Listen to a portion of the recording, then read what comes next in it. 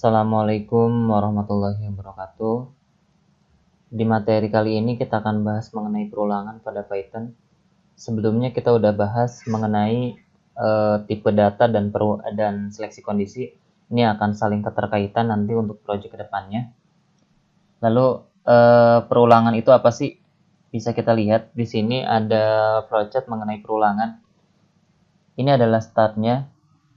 Kita lihat di sini ada kondisi di mana ketika kondisinya true maka dia akan selalu berulang, gitu ya. Ketika kondisinya selalu terpenuhi dia akan selalu berulang. Nah, ketika kondisinya sudah tidak terpenuhi lagi atau udah nggak benar lagi maka dia akan berakhir.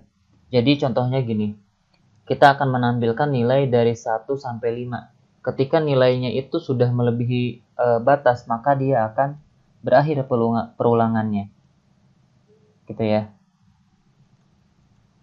Nah, di sini perulangan itu ada dua. Perulangan bisa menggunakan for dan bisa menggunakan while. Yang paling pertama kita akan bahas dulu mengenai perulangan menggunakan for. Nah, ini adalah salah satu bentuk umum, bukan salah satu, tapi emang cuma ini sih bentuk umumnya. Teman-teman lihat di sini ada for, ada var, ada in, dan sequence. Nah, kalau teman-teman lihat, var ini adalah bagian dari perulangan. For itu adalah bagian dari perulangan. Var itu adalah variabel. Var itu variabel ya. Dan in sequence-nya itu tipe data berulang.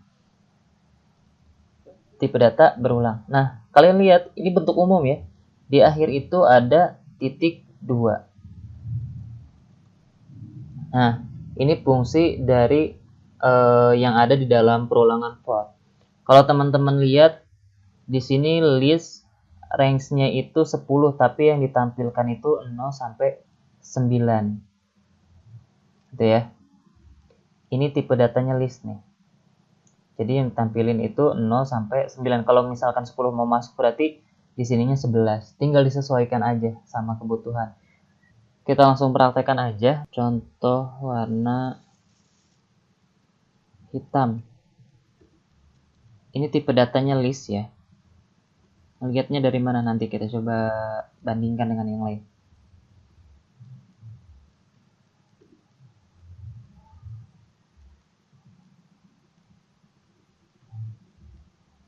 Nah, cukup 2 aja. Ini sequence nih nanti. Bakal jadi sequence nih. For. Ini bagian perulangannya. I ini adalah tadi var-nya ya, atau variabel. Nah, terus ini sequence berarti warna. Nah, berarti yang dipanggil di print adalah i-nya. Gitu ya. Jadi udah bukan lagi yang dipanggil ininya karena sudah diwakili sama i-nya. Nah, kira-kira ada yang error nggak nih? Oke, lupa. Kita kasih titik 2. Coba ya, error atau enggak.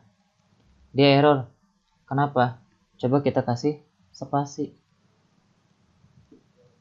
Enggak error. Kenapa bisa gitu? Python bisa dibilang kayak sensitif banget. Jadi di bagian print harus dikasih spasi. Bahkan di seleksi kondisi pun harus kayak gitu modelnya. Ya, memang dia agak sedikit sensitif. Ini bagian dari tipe data list. Jadi semua data yang ada di sini itu ditampilkan. Beda lagi kalau kita kasih kurawal buka dan kurawal tutup. Nah, perbedaannya adalah yang ditampilkan hanya 2 antara hitam dan kuning. Karena hitam yang satu lagi sama nih datanya. Kenapa gitu? Ini adalah bagian dari tipe data set. Ya, jadi yang ditampilkan hanya hanya 2 data ketika ada satu atau beberapa data yang sama. Kita contohkan lagi. Sini 1, sini 2, sini 3. Ini kan nggak ada yang sama, maka dia akan ditampilkan semuanya. Tapi ketika ada yang sama, dia tidak akan ditampilkan. Nah, lain hal dengan yang tadi list. Berhubung listnya ada 4, ya 4 ditampilkan. Nah, kita lanjut sekarang menggunakan fungsi range. For ganti jadi X, boleh nggak? Boleh. Mau pakai nama kalian juga boleh, yang namanya variabel ya.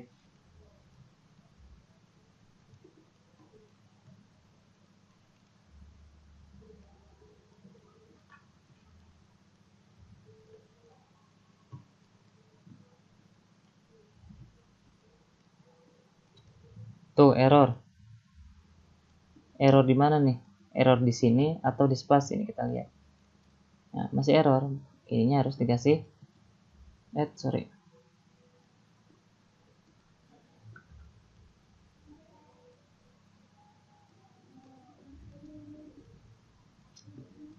Nah, kayak gitu.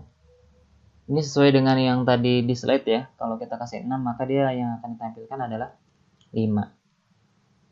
Oke, sampai sini aman ya. Ada lagi contoh lainnya, tapi fungsinya masih sama kayak gini. Nah, kita pakai kayak yang model yang di atas nih. Kayak gini nih, kita pakai.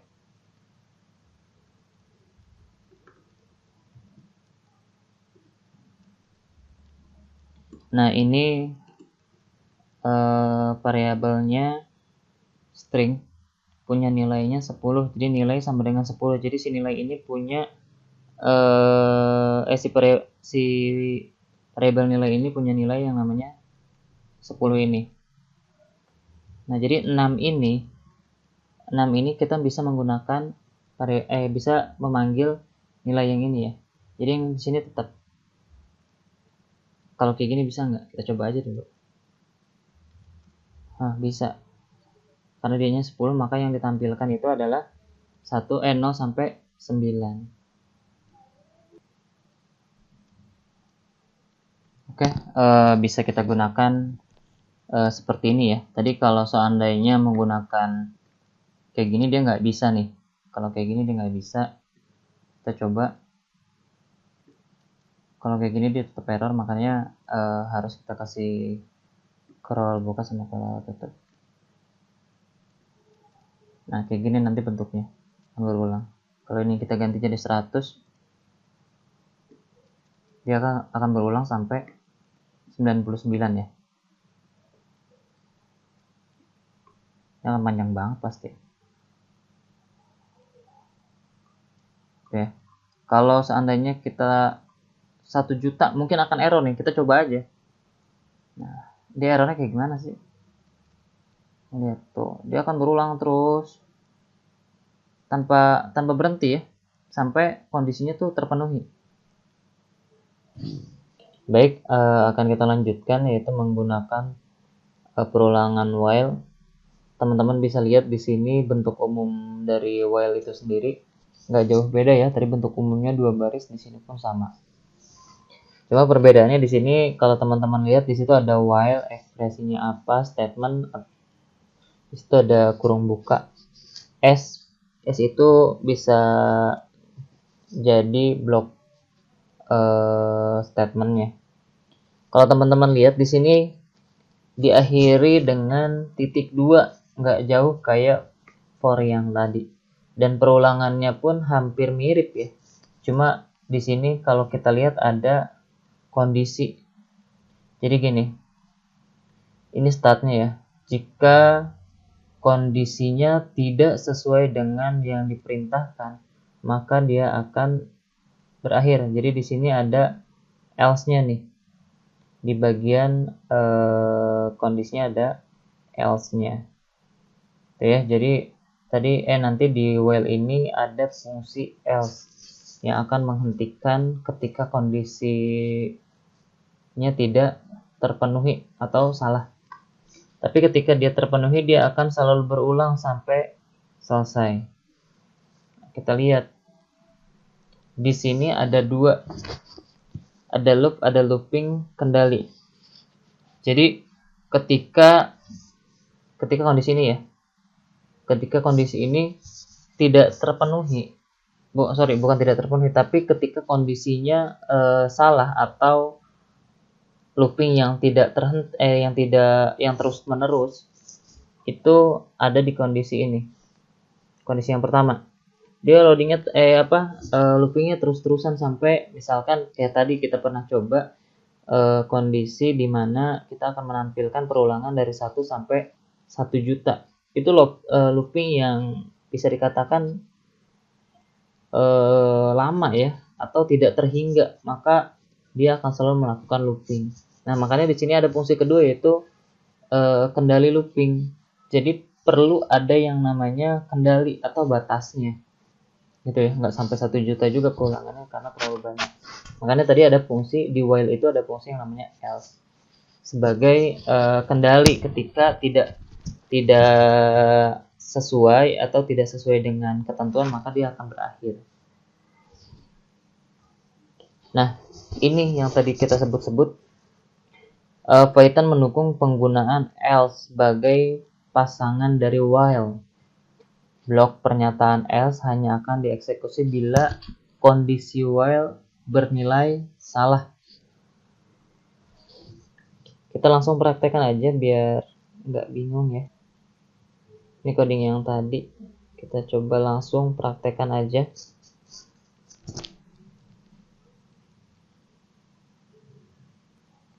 Ini sekali lagi, yang i ini adalah variabel ya, sama halnya dengan ini nih, yang atas. I sama dengan 1, artinya i punya nilai 1.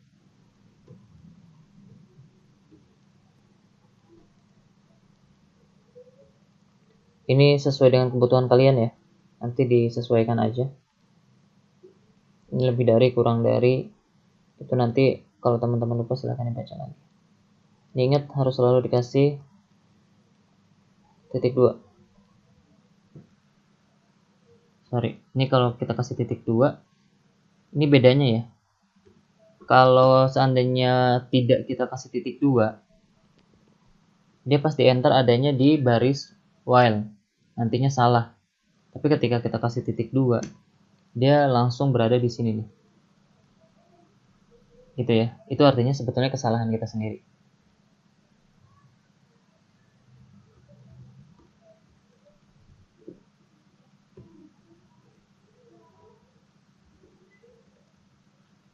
Ini yang tadi disebut statement.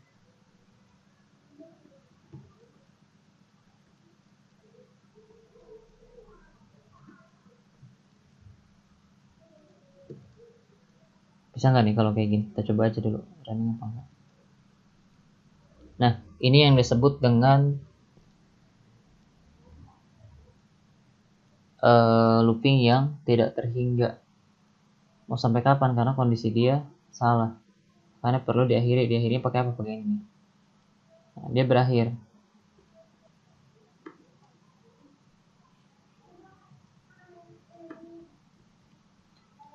Nah, sebetulnya ini salah bukan karena salah dari kode programnya, tapi salah secara dari penulisannya. Udah benar tadi ketika di enter, posisi kursornya itu ada di sini. Ketika saya pindahin ke sini, terus saya ketik di sini tuh salah. Nah, ketika kondisi kayak gini tuh salah, maka dia looping tidak terhingga nih, karena kondisi ini udah salah menurut si Python itu sendiri. Karena itu kesalahan dari cara penulisan kita, maka kita akhiri dan kita ikuti aturannya. Nah, yang ditampilkannya itu 5. Kenapa 5? Kalau teman-teman lihat, i yang ini mau dijadikan inputan itu bisa. Gitu ya. Tinggal cara penulisannya kalian ganti aja. Sama kayak video yang pertama. Kita udah pernah belajar tuh di video yang pertama. Jadi teman-teman bisa dilihat. Nah, langsung aja i sama dengan 1, artinya i punya nilai 1. While ini adalah bagian dari perulangan. Kita bacanya gini. I kurang dari 5. Benar atau enggak? Benar kan? Kurang dari 5. Maka ditampilkan nih statement yang tadi ditampilkan. Ini 1. Terus yang kedua yang ini nih. Ini kan perulangan pertama. Perulangan yang kedua berarti di sini i-nya udah punya nilai 2. Jika i punya nilai 2 kurang dari 5, benar apa enggak? Benar. Sampai kondisi keempat, 4 kurang dari 5, benar apa enggak? Benar. Nah, terus di sini udah jadi 5. 5 kurang dari sama dengan 5, benar apa enggak? Benar. Maka yang akan ditampilkan adalah 5. Nah, ketika sama dengannya kita hapus, maka yang akan ditampilkan hanya 4. Karena pertanyaannya gini di sini. Ketika 5 kurang dari 5, benar apa salah? Salah. Kecuali ada sama dengannya baru benar. Gitu ya. Oke. Bisa ya.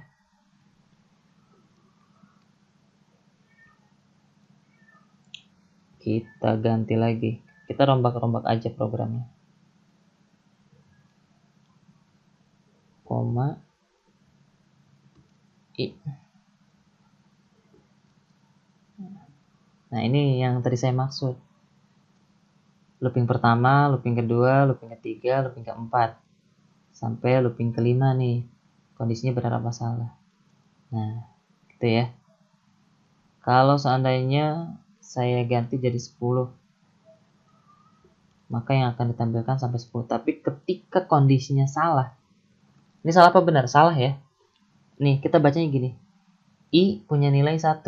Berarti jika while itu berarti 1 lebih besar dari 10, benar apa salah? Kan salah ya. Salah. Kalau salah gimana hasilnya? Dia nggak mau karena salah. Kalau kita gunakan else, kan tadi di slide-nya while itu pasangannya bisa menggunakan else. Berhubung ini salah, dia nggak mau.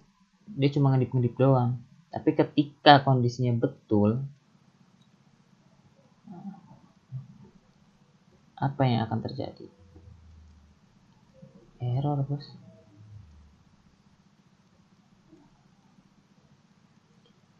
Ketika kondisinya benar, maka dia akan selalu berulang sampai nilai ke 10 atau sampai nilai yang dipenuhi.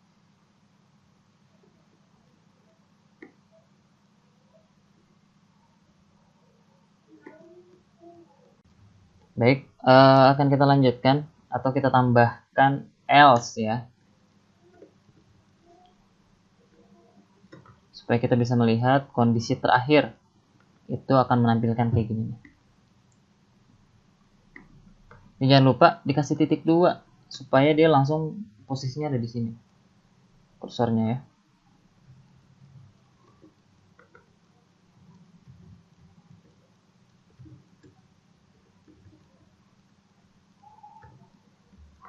Nah, 5 ini kan nilai yang akan kita bandingkan ya.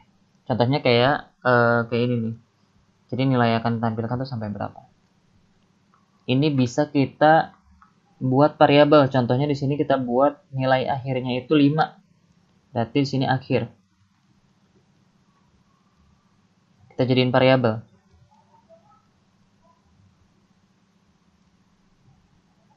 Sama dengan 5. Jadi 5-nya bukan kita taruh sini, tapi langsung kita taruh sini. Itu bisa. Artinya ini dijadikan inputan bisa. Ya, berarti nanti kita prosesnya input nilai awal sama input nilai akhir. Kita running sekarang. Ini ya, sama aja ya. Kalau ini kita ganti jadi 10. Nah, biar maksudnya biar lebih fleksibel.